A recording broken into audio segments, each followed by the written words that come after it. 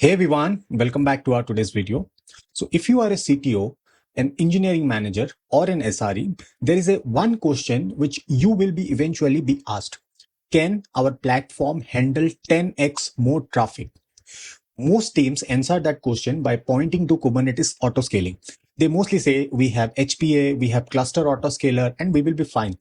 But production does not always work that way. There are plenty of situations where autoscaling works exactly as designed, but users still experience slow requests, timeouts, and even outages. Why? Because the problem is not Kubernetes. The problem is everything around Kubernetes.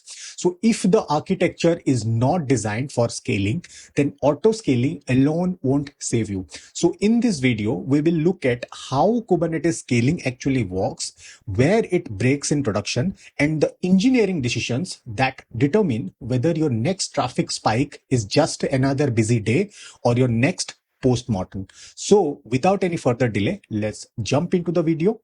Most teams move to Kubernetes, they deploy their application, enable the horizontal pod autoscaler, or we call it as HPA, and they think they are ready for traffic. And honestly, that's a fair assumption to make. Kubernetes gives you autoscaling and it works.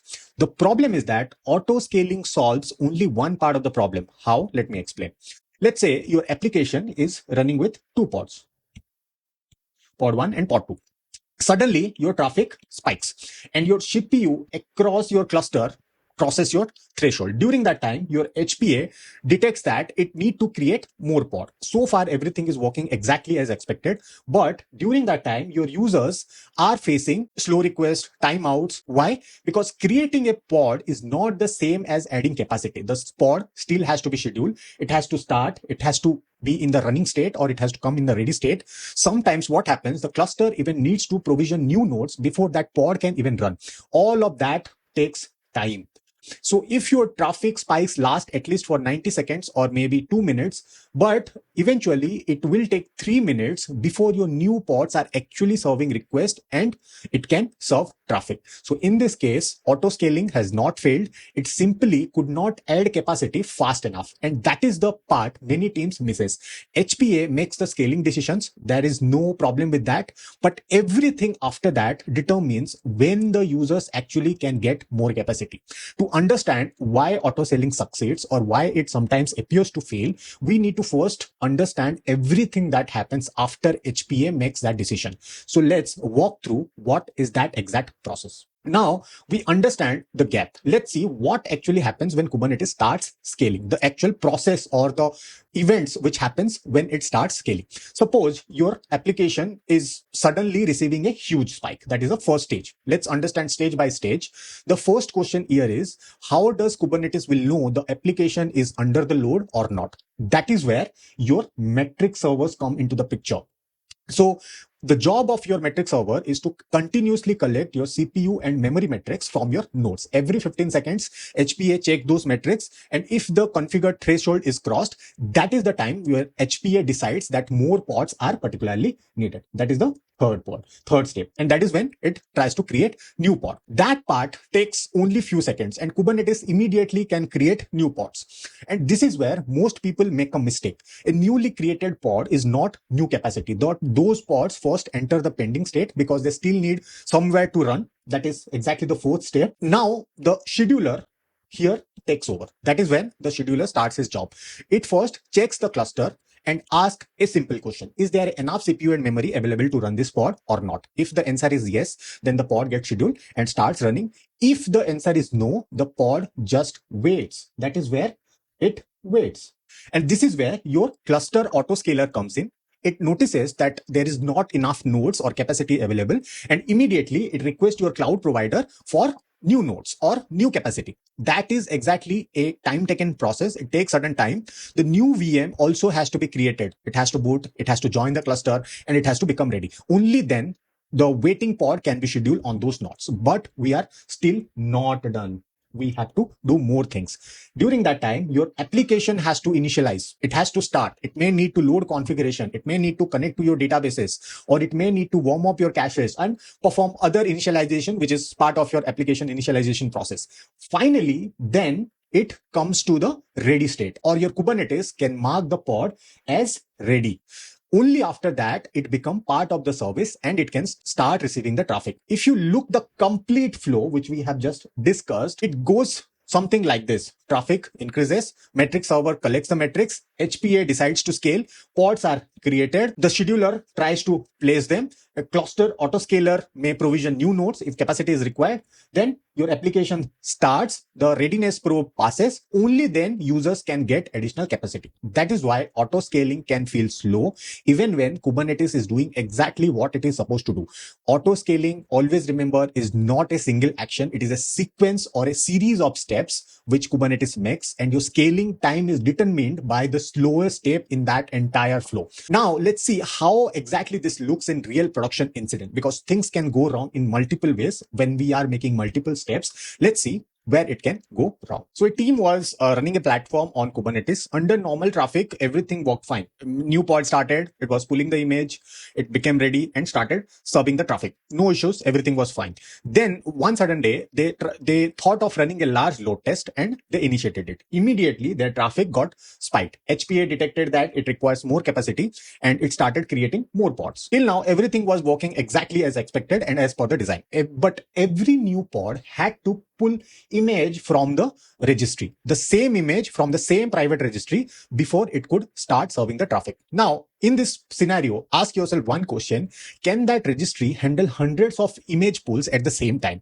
In that case, it could not do that particular thing. The registry become the bottleneck. Image pulls become slower, pod took longer to start, and meanwhile existing pods were still serving the traffic while others were keep on getting ready. Immediately what happened, their CPU kept increasing because the new capacity was not coming online fast enough. This thing, team already knew that registry had limits, so what they did, they had configured a HPA to scale slowly. That protected the registry from like bumping up with lot many requests. But now there was another problem. The application could not add capacity fast enough for the incoming traffic. Eventually what happened, the region become overloaded, the complete region, and the load balancer started routing the traffic to another healthy region where pods were already running. By the time these pods became healthy and come ready to serve traffic, there was no traffic left for them to serve the traffic, and the region had already been marked as unhealthy by the load balancer itself. Initially, the team thought that Kubernetes had a problem. Then they looked at the HPA. There was no issue with the HPA, neither Kubernetes, neither HPA. The real bottleneck here was the image registry itself. And that is the takeaway from this particular incident. When you are designing auto scaling, don't just think about pods. Think about everything a pod depends on before it can serve its first request itself. It can be your image registry. It can be your secret manager. It can be your configuration service, database, certificate provider. If any of these becomes slow during a scale up, your auto scaling will be slow itself. So there is another problem or another incident to the same auto scaling problem. So what happened? A customer reported an increase in their latency. The first assumption was very simple for the platform team. Maybe the platform is running out of capacity. That is a common assumption. But when the team investigated, they found something else. What customer did is they almost at the same time, around 500 pods become unschedulable almost at the same time. During that time, what happened? It is obvious behavior auto scaling. It immediately reacted and it started creating hundreds of new pods, right? At first, that sounds exactly what Kubernetes is supposed to do. That is how Kubernetes work. But just think about everything that happens during that 500 pods which started together. During that time, your scheduler is not only which is reacting or which is not placing hundreds of pod. During the same time, your API server is also processing thousands of pod events. Images are getting pulled, resources are being allocated, and your etcd is also receiving a huge number of write operation. During that time, your control plane is suddenly has a lot more work to do, which is not normal. Interesting part is this, the timeline which happened over the period of time. What happened? Your scale up happened first. The customer latency happened after that. That is a second problem. The scaling event itself had overloaded the platform, not creating the nodes or anything. In the other words, you can say that the response become more expensive than the original problem. So that is why faster auto scaling is not always better. Every pod you create has a cost. If you start hundreds of pods together, you are asking every part of the platform or every part of your control plane to do more work at exactly same time. Auto scaling is not just about creating pods. It is about creating capacity at a rate your platform can actually absorb, because your platform has a capacity. Sometimes slowing the scale up can give you more stable system that scaling as fast as possible, or else you will go in this scenario where your scaling can create outage for you. We have seen why auto scaling fails. The next question is how we can avoid these problems. If someone asks me, can this platform handle 10x traffic? Then I don't start by looking at the HPA configuration. What I do is normally start by looking at the architecture. And these are few things which I'm going to discuss, which I would check before saying yes to the question, maybe it asked by my CTO or SVP or anyone in the organization. The first thing is that to know your numbers before anyone is asking. The first thing which you need to do is to know your data. Like how much traffic are we handling today? How many pods that require to handle those traffic? If traffic becoming 10x tomorrow, then how many pods actually we need? How long does it take for a pod to go from pending to ready state? Can the registry handle hundreds of image pools? Can the database handle that many new connections? Can our control plane handle that many pods starting together? If you don't know these numbers, then stop guessing, and always remember production is not the place to guess. Always go with your numbers. The second thing is that designed for the scaling gap. Earlier, we saw that HPA makes the scaling decisions in few seconds, but user don't get new capacity in few seconds. The scheduler has to place the pod, cluster autoscaler may also need to provision new nodes, and application also has to start. Maybe your readiness probe also has to pass. Only then your pod starts serving traffic. So here, the question which you should ask is, what serves traffic while all of this is happening? And that is where your minimum replica comes into the picture. And I don't think minimum replicas as spare pods. You can think of them as a capacity that is already available while Kubernetes is bringing more capacity online. And if the new pods is taking more minutes or maybe 3-4 minutes to become ready, then your existing pods need to survive those 3 minutes. Otherwise, your users will start feeling the traffic spike before auto scaling can even help. So always take your minimum replica configuration seriously and take that decision before taking decision on auto scaling. The third thing is that to choose the right scaling signal before making the auto scaling. The next question in this you should ask is, when should your auto scaling would actually start? That completely depends on metric which you are using. Most of the time, people take only CPU defaults as the actual configuration or metrics for most of the application, but it is not always the right signal. If your requests are building up in a queue, then build up on the queue depth. If your database connections are becoming the bottleneck, then scale on active connections. If you are processing Kafka messages, then consumer lag usually tells you more than your CPU metrics can say. And always scale on the resources that actually limiting your application. And if your metrics comes from your outside of your Kubernetes, then tools like KEDA can be useful and which can let you use external metrics for auto scaling. Use it properly and use it in the right place. Fourth one is to optimize the entire startup path. The both production incidents which we just looked had one thing in common. HPA was never the bottleneck. In one of these cases, the image registry was slow, and in another case, control plane become overloaded. And that is why we never stop at HPA. We mostly look at everything that happens after HPA creates a pod. Maybe like, can images be pulled quickly? Maybe the application start fast, or maybe the readiness accurate, or else can pods shut down gracefully without dropping request? Your application will only scale as fast as its slowest dependency. Always take that dependency out or work on those dependencies first before working on your application. The fifth thing is the validating your entire scaling flow. So once the architect looks good, don't assume it will work. First, test it. Maybe run a load test with auto scaling enabled. During that time, measure how long your HPA takes to react, measure how long your pods stay pending, measure how long it takes to provision new nodes. Those numbers become your capacity plan. This is when you will not say that just I think we can handle 10x. You will always ended up saying that we have actually tested it and here is the data, take it and use it. So the sixth step or the final step is to know when reactive scaling is not enough. So reactive auto scaling is great for unexpected traffic, but sometimes you already know traffic is coming. Maybe a product launch, maybe a marketing campaign, maybe Black Friday, or maybe a major customer onboarding. In those situations, you should not wait for your HPA to react. You would bring the capacity online before the event is starting.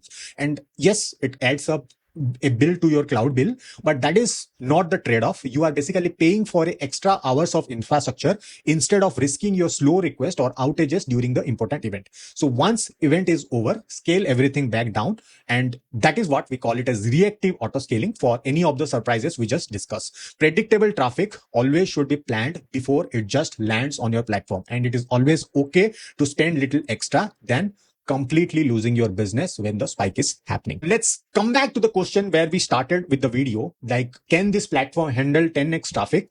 Hopefully by now you can see why that is not a Kubernetes question. It's an architecture decision or an architecture question. And here is how you should answer it now. Before you say yes, you want answers to those 5 questions, like how long does it take from a traffic spike to a new pod actually serving request?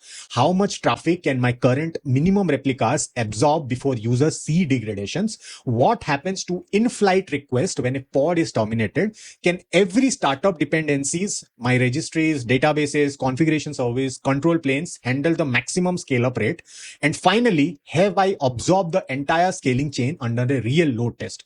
If you can answer all these 5 real measurements, then you will be comfortably saying we are ready. If the answer is to any of them is like, I think, probably, or we have never tested that, then that is the gap which you need to close before the traffic arrives. And that is the biggest takeaway from this video. So Kubernetes already gives you the tools to scale, like HPA, cluster autoscaler, readiness probes. They all just components or part of Kubernetes. What actually determines whether your platform survives a traffic spike is not the configuration of those components and how you do it.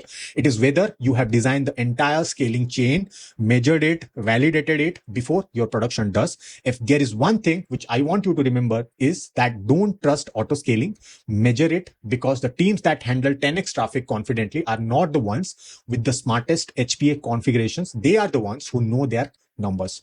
And if you found this video useful and want more content around Kubernetes, SRE, DevOps, and production engineering, then please consider subscribing to our channel, which is Built in 10. On this channel, we focus on practical frameworks and production lessons that help you troubleshoot systems more effectively. So with that, thanks for watching. I'll see you in the next one.